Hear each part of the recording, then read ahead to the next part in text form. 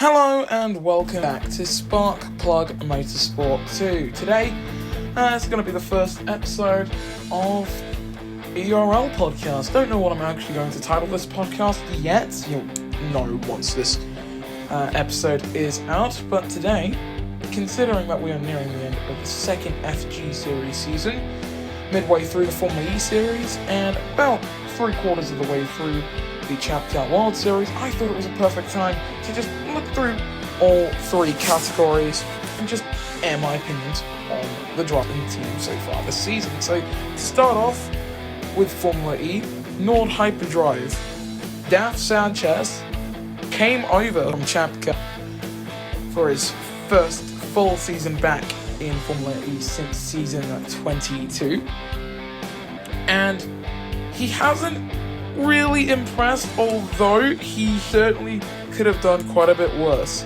No wins for the man driving the 72 so far. It's not great, but it could be worse. Of course, it's the entire getting to grips with electric cars again for him, because it had been since season 22, again, since he had last driven in Formula E. Although, before season 27, his last start in Formula E was a win, filling in for an injured Sebastian Ocampo. Maybe it was a fluke, who knows. His teammate definitely doesn't fluke often. The 5-time Formula E champion Revo still leads the points heading into the Paris round number 9-16. And for the Italian, while he's made quite a few mistakes, his opponents in the championship have made quite a lot more. That's the main reason I see this man is still leading the points, alongside the fact that he has 2 wins on the season. It's a very solid showing from Revo so far. Very solid. It's not perfect, but it's solid. And for the prior 5 championships, you can only really point to season 16 and season 23, where dominance got him a championship. The other 3 were all down to the wire. Then you've got Dragon Racing Formula E. The Champ Car operation for Dragon has quite a lot more to talk about, but for their Formula E offerings, Oinkaro Ezra is driving that car maybe a little bit below where it should be. Charles Hernandez, he's still looking for redemption after he absolutely fumbled in Melbourne. That Melbourne race, seriously, quite a big problem for him, and it's going to be interesting to see how he can bounce back from that. Then, Mercedes Formula E. Carlos Sainz and Iannette Babinets Jr. These two really did come onto the scene around season 12 through 14 and are back showing us why they're still in the ERL. Kynes has had multiple top 5 runs, and honestly, it's been great to see from him. For Babinets Jr., I'd say watch the space, although it's more likely that he's driving that Mercedes as to where it is. For whatever reason, the German team in this season of Formula E really not bringing their A game. Maybe they're waiting for the Gen 3 regulations to come in. That could be it. Venturi Racing returning to the ERL this season, and Sigmund in the 5 car has been the definition of the midfield. Whenever you're looking between 8th down to 16th, you're almost certainly going to see that Hungarian's name there. David 12, on the other hand, has bounced around quite literally every position, and I feel like now finds himself beginning to lose some of that momentum he had at the start of the season, ever since that wreck at the end of the Brussels E3. The Nigerian driver in the 12 car, who also has a stake in the ERL, because of course he does. He's outside of the top 10 in points. He's the only rookie on the grid to have not run a season in either Formula G or FG if you prefer, or the Champ Car World Series, or when it was known as IndyCar. He's the only man to come into Formula E for his real first season. Red Bull Sims Racing is the most hectic team in the ERL. Remy Lebeau and Nicolas Palomino, those two drivers have won a championship before. In fact, I believe they won the championship in the same season. That was season 25 for Remy, season 4 of IndyCar for Nicolas Palomino. For Nico, that was his debut season in the ERL. He's one of a few drivers to win a championship on debut. You rarely ever see that. Coming into this season, they're expected to do some brilliant things. So tell me why, at the halfway mark of the championship, they sit 4th and 5th in points, tied on 60. It's not that bad. They're 3rd in the championship. But what I really need to focus on is the results that they've had. Because they've been all over the place. Palomino, 2 wins and a 5th place served as his only point scores so far this season. 3 DNFs for him. Remy, on the other hand, has the first win of the season, a 2nd, a 3rd, and 9th place as his only point scores. The rest of their finishes have been quite lackluster, to say the least. In fact, going back a handful of races, I believe it was to the Rhone E-Prix, they were in position where they could have had a 1-2 finish while Hyperdrive were running 21st and 22nd. That could have been championship defining that early on. That was like race 6 or race 5. Instead, Hyperdrive scored double points and Remy Lebeau was 9th. Palomino managed to not finish. I understand that Rome is quite the hectic race, but if you're in a position like that as a team, you need to capitalize, and they just didn't. This second half of the season is going to be really impactful for that team.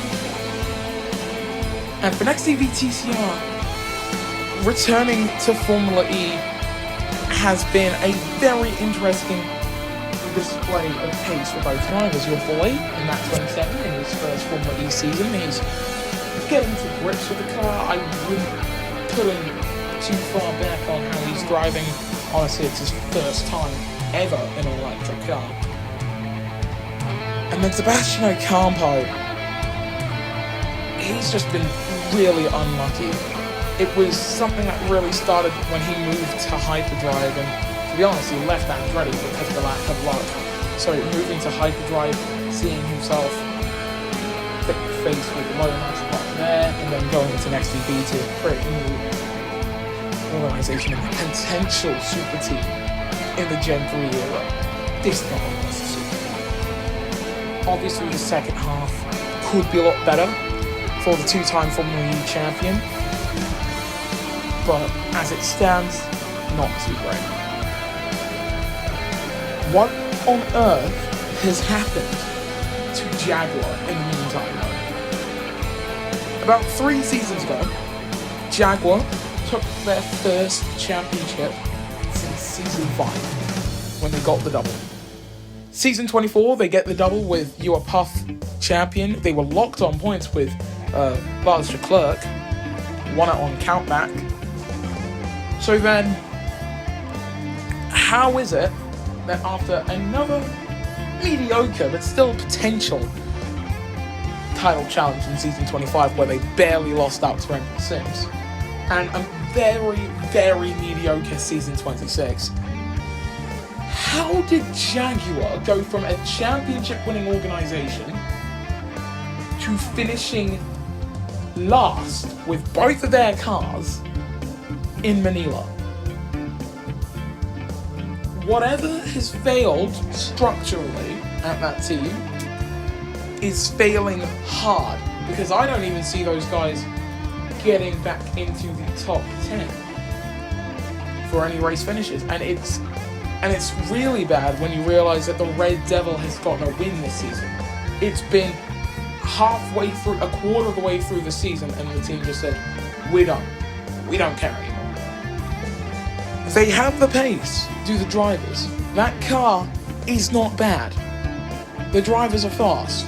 I would personally put it to the strategy department down there, because they had full car punctures twice in Manila, and if things continue as they are, it's only going to get worse from here. Edam's Renault is a team that has pace on most occasions, but in terms of results, they are often quite forgettable. You know, Inoq returning to the ERL with Renault a few seasons ago, the return process hasn't been too good for the Hong Kong driver. For Daniel Bogdasarov, who was in the title battle last season and was expected to fight for the championship again this season, well, that title challenge has gone absolutely nowhere. But a title challenge that might be about to get underway lies at Andretti. Linus Eriksson and Marcus Nelson, the Swede and the Dane, they both have shown quite a lot of pace. You know, Eriksson winning at Vegas, which is actually a very, very good track to track drivers and teams' pace at any point of the season. You might not think about it like that, but it's got most every sort of corner profile. And it's also got a decent amount of elevation. So you do well in Vegas, you might do well across the calendar. And we saw Marcus Nelson's teammate in Linus Eriksson get a podium there.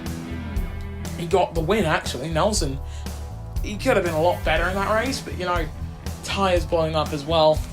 That could just be a Michelin issue, or just tyres across the ERL being too soft. The drivers and teams thinking that they're hard enough, and, you know, many an issue arising out of that.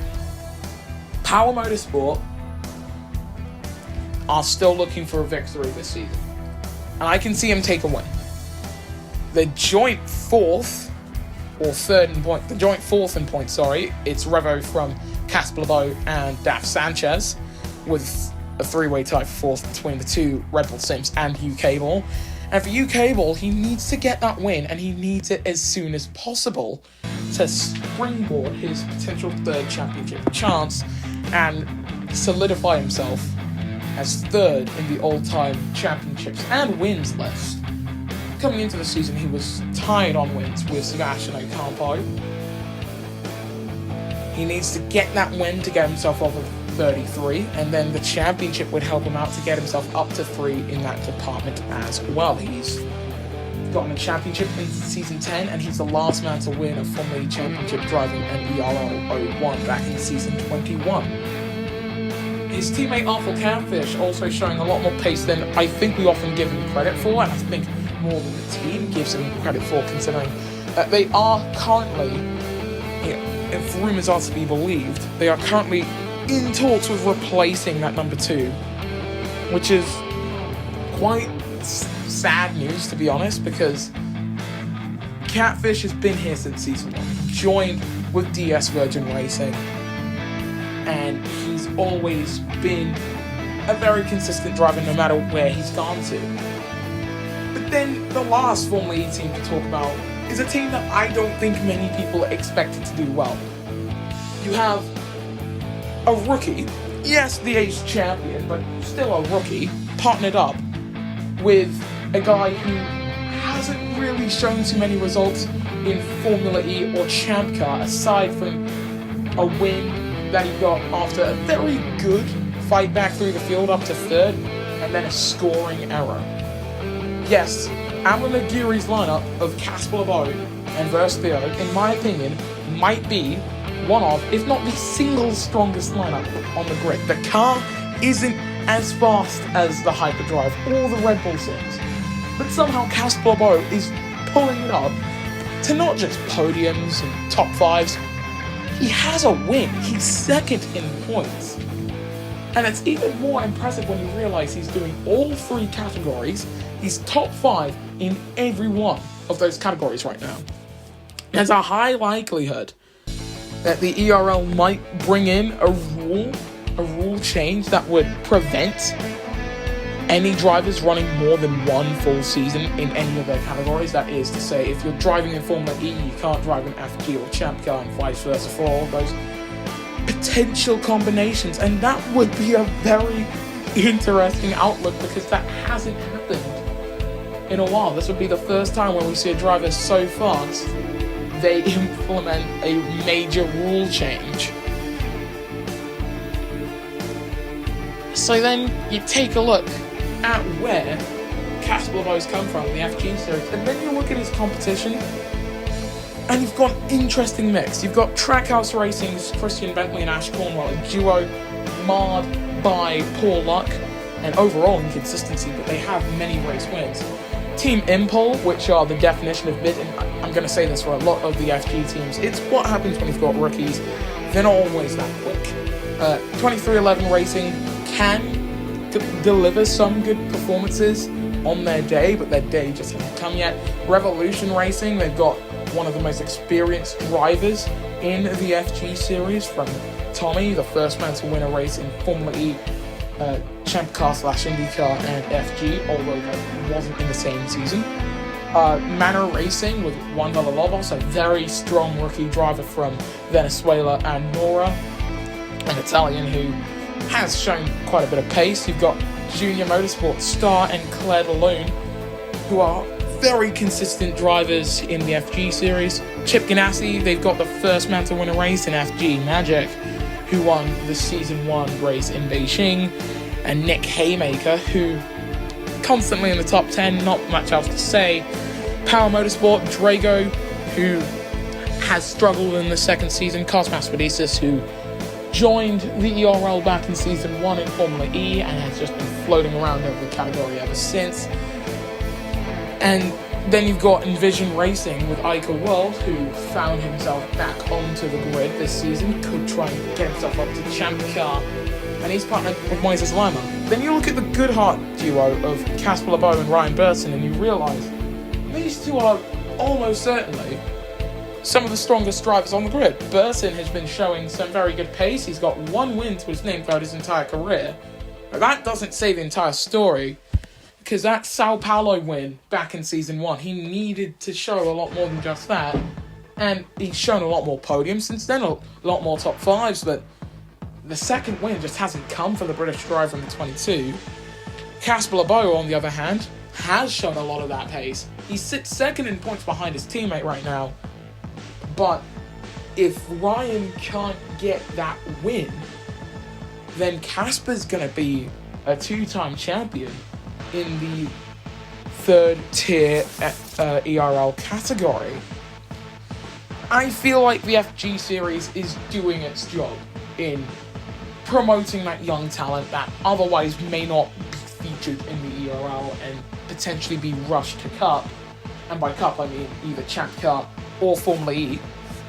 They might get rushed up there into the ERL O2s without having that development that's necessary to really succeed in the ERL. And that's probably why Casper Leboeau has been absolutely wrecking house.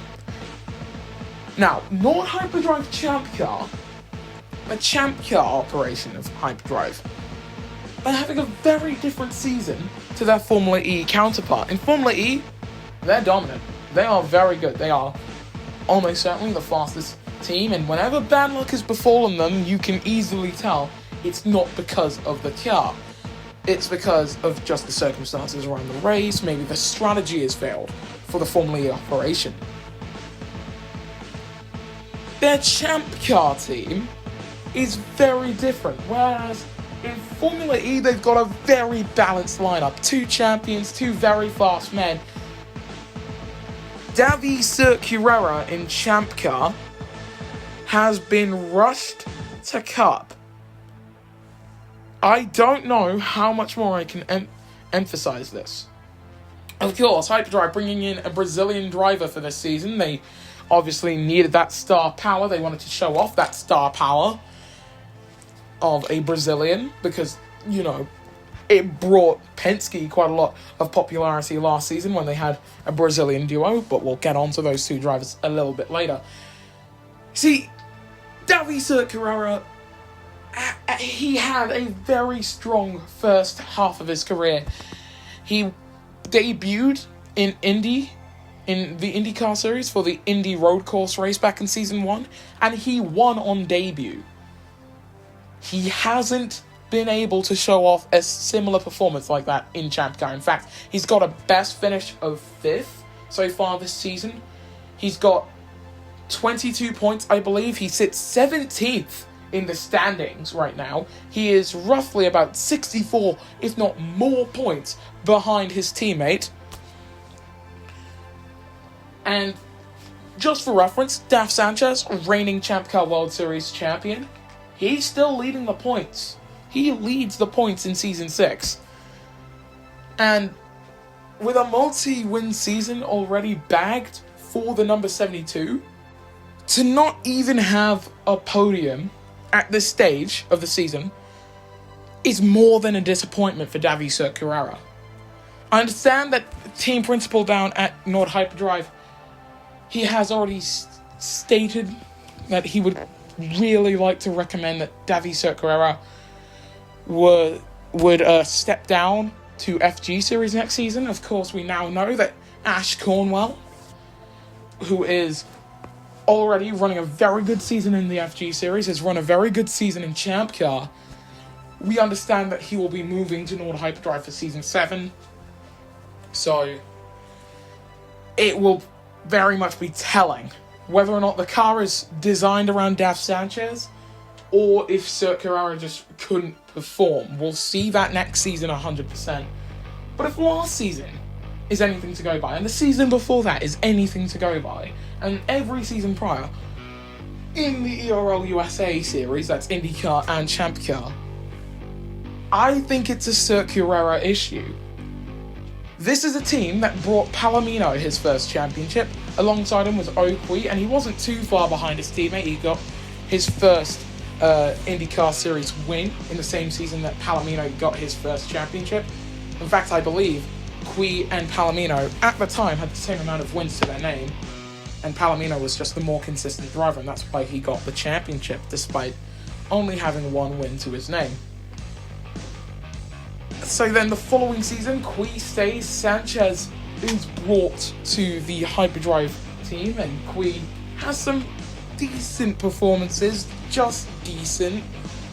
Probably getting used to the ERL 02, although if his performances in the A1 Grand Prix are anything to go by, I just don't think Qui is really made for the new ERL cars, even for 2025. We're going to have the Gen 3, the ERL 03, brought in later in 2026, so that will also shake up the order in both Formula E and Champ Car quite a bit. So, if Qui, as the second driver to 2 champions, was able to do pretty good, and now Sir Carrera finds himself with the biggest deficit to his teammate of any other team pairing, I think there's only really one thing that you can say about the Brazilian, and that is he shouldn't have been brought up to Champ Car this early. That's probably what it is. Then you've got Forsyth, who finally, after a very, very slow start to the season, seem to be picking themselves up a bit after their victory in Germany. But it's really just been a lack of luck hindering that team's performance. Matthew Hart's first career win, certainly something. But if they had a better start to the season, they would be contending for the title. 100%. The times in testing were amongst the fastest of any team, and yet no luck led to no results for both Matthew Hart and the Season 25 Formula E champion, Remy LeBeau. Dale Coyne Racing Champ Car, now a race-winning organisation. They've got 2 race winners on them. Ash Cornwell, who's in his rookie Champ Car World Series season. He's partnered up with Nunez Garcia. And the difference between these 2 drivers' first race wins, because I'm almost certain they'll get more. Garcia's first race win came in Detroit last season, driving for Apex GP. And as we've seen at the start of the season, Detroit is a very hectic race every season. There's cautions every lap. It's more of a survival of the fittest. It doesn't really matter if you're the fastest man out there. It matters if you can avoid all of the carnage. So, for Garcia's first race win to come there, that just shows he can avoid all of the wrecks. That's great. That's a great thing. His teammate Ash Cornwell, alongside the Dale Coyne strategy team, they won the Phoenix race together. They could have gotten a podium. They should have gotten a podium in Germany. They were taken out by Davi Carrera, effectively. And that really sucks for that team. Dragon Racing, on the other hand, Lam Fong, still delivering at the highest possible level. Alongside him, Vita Alves, who is there. He's driving for sure. But Sims Racing, this is the team that I want to talk about. When it was announced that Jonathan Sims's Sims Racing team, who at that point had taken 2 Formula E Drivers' Championships and now a Formula E Constructors' Championship, when it was announced that they were moving to Champ Car, we expected glory from them. And Casper LeBeau has brought that glory, and, just to say that he's won at least one race in all 3 ERL categories, I've already said this, is spectacular. Alongside him, Jonathan Sims' own son. This is the son lineup. Kazuki Takahana. He's gotten podiums. Nothing more.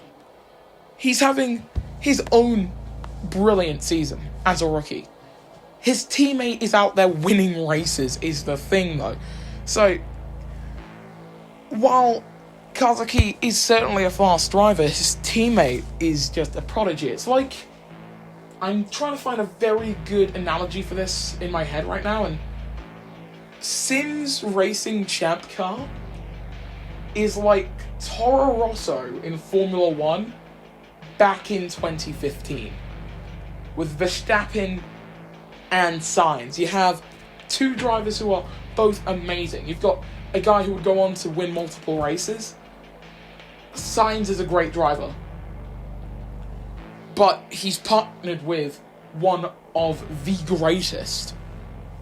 So, in that respect, it's a lot harder to see that talent blossom. Team Penske is a team where you can't really see talent blossom. I'm sorry. Danny Ortega joining the team. He's definitely struggled alongside him versus Theo, who also struggled. Look, it's a very, very, very bad time to be a fan of the captain's team, but it could still come back to them. Maybe, eventually. KV Racing is a team that had a false dawn in the first handful of races. The first handful of the races in this season's Champ Car World Series calendar took us to locations where we often see wrecks, including St. Petersburg, where Casper LeBeau got his first Champ Car World Series race win. So for Dominic Vanselauer to be leading the points at some point is great. It shows that KV Racing team could capitalize when the moment called for them. But what happens when the moment doesn't call for them? They drop down the order to now looking as if they're going to finish the season outside of the top 10. And if their pace in testing was anything to go by, I don't think we should be surprised by this. That KV Racing Lotus car, in fact, both of the Lotus teams don't really seem as if they've got too much pace on for show. Unlike Target Chip Ganassi, who last season finished second in points, this season at this stage are second and third in points and poised to overtake Daf Sanchez in the driver standings. In fact, Target Chip Ganassi, they lead the team's championship, and that's because they've got 2 drivers who are brilliant. You got 2 brilliant drivers. The Season 4 champion, Nicolas Palomino, and his countryman, Guillermo Perez, who won in Portland last season. Could have won the championship had everything gone his way. Unfortunately, did not manage to finish the final race in California last season. So, back to the drawing board. And that drawing board looks quite good so far. If they can continue with the high performances that they've had so far this season, I could see a whole lot of red leading the championship by season's end. Andretti Green Racing have won the first race of the championship in Season 6, and that is seriously all she wrote. Ray Shen's win in Detroit while a brilliant finish, is the only notable thing that Andretti team has done. They've had quite a lot of wrecks. You have two drivers who, sure, aren't bad. They have pace. They certainly do. And Francis Austin, we understand he's currently cooking up something for the Gen 3. It seems like his testing, his feedback is being heard by Andretti, and Andretti are seeing that the team is going quite quickly as a result in testing for the Gen 3 regulations when they eventually come over. The problem is, we're not in the Gen 3 regulations. We're still driving the ERL 02s, and in these ERL 02s, Andretti is floundering. This is the team that took the first two IndyCar championships on the bounce, followed by a McLaren championship, and then followed by 2 consecutive hyperdrive championships. This team cannot win on pace. They need carnage to win races. And you could say something similar about Power Motorsport if it wasn't for the fact that they've got quick drivers. Charles Hernandez, he's certainly shown some pace. The Thai driver, of course, missing out in Formula E, but I feel like he's missed out a lot more in Champ Car. Remember, he started his career in the ERL in IndyCar. So, obviously, there's a lot more to try and gain from his current position at Power Motorsport, especially seeing that now Power Motorsport is a winning organization. It has many a winning opportunity ahead of them. Sebastian Ocampo winning the Belgian Champ Car trophy in Season 6, gaining past Galma Perez at the very last opportunity, was certainly a very good thing for the new look Monster Energy Power Motorsport team. But of course, the 2-time Formula E champion took quite some time to get to that position, and I do feel like for many Formula E drivers who might consider moving to Champ Car, it's a very different beast, a combustion car compared to an electric car. And then the last team to talk about before we begin speculating about the second half, you've got Conquest Racing. And Conquest certainly haven't conquered too much of anything. Ahmed Solia and your boy really being the main field fillers of the Champ Car World Series. You could easily forget that they had been driving. So, with the news that now Formula E won't be going to Hong Kong for their final race and instead will be going to St. Petersburg for race 16, the final leg of the ERL looks like this in seasons 27, 6, and 2. Formula E heads to Paris for race 9, while the Champ Car World Series goes down under to Surfers Paradise, Australia. The FG Series makes a trip to Hong Kong for the penultimate race of their championship. Round 10 sees Formula E go to Abuja, Nigeria. Champ Car will head over to Denver, Colorado in the USA, and the FG Series will end its season in Manila in the Philippines. And if the Formula E race was anything to go by, we're going to see some sparks flying.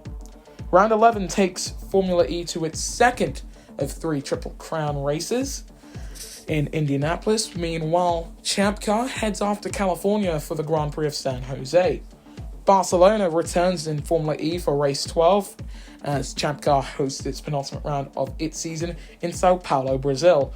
Round 13 sees a double header of Triple Crown races, Tokyo marking off the final Triple Crown race in Formula E, while Champ Car heads off to St. Louis for the final Triple Crown race and the final race of their calendar. Round 14 in Formula E takes it to its first round in Sweden for the Malmö E-Prix. Vienna, Austria hosts race 15 in the final round, as I've already mentioned. No longer Hong Kong, as the graphic has said before. We will be heading back to the USA for the St. Petersburg E-Prix. Now, it would be quite a lot for me to try and predict any of our champions. In FG Series, since we only have 2 rounds to go, it's going to be a lot easier to try and predict who's going to take it, because it is a 3-horse race, and we can easily say it's a 3-horse race right now between Casper LeBeau, Ryan Burton, the new points leader, despite not winning so far this season, and Ash Cornwell. If Trackhouse Racing can have an absolute stormer of the final 2 rounds, I can see Cornwell taking it. Between the two Goodharts, as long as Casper gets his luck up, it's going to be quite close leaving Manila. But as for who I personally believe will take the championship, I think Burton's got a good card, a good hand to play right now, but just wait until Casper plays the +4. Wait until he plays the +4. In Champ Car, I'm very much waiting to see how this plays out. I think that the Champ Car World Series is much too chaotic to try and predict the champion at this stage. You'd have to wait for San Jose or Denver before you could realistically make a prediction, despite the fact we only have 4 rounds left. And in fact, the next race in Surface Paradise will be the last race where you can vote. As you know, it will be the final race where you can vote. The votes close after the Surface Paradise race, and the results will be released after Denver.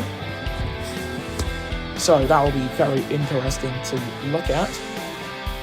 Meanwhile, in Formula E, if Sims Racing, if they can get their heads down for the second half of the season, they can go for the championship. Casper LeBeau, if he continues with his consistency that we've seen already, maybe he can take it. And for Rubber and Beth Sanchez, they just need to make sure that they don't have any infighting. It's going to be a very interesting second half of this ERL season, this Electric Racing League season. So thank you very much for listening to my thoughts on the season so far. We'll see you guys next time then for another episode here on Sparkplug Motorsport 2.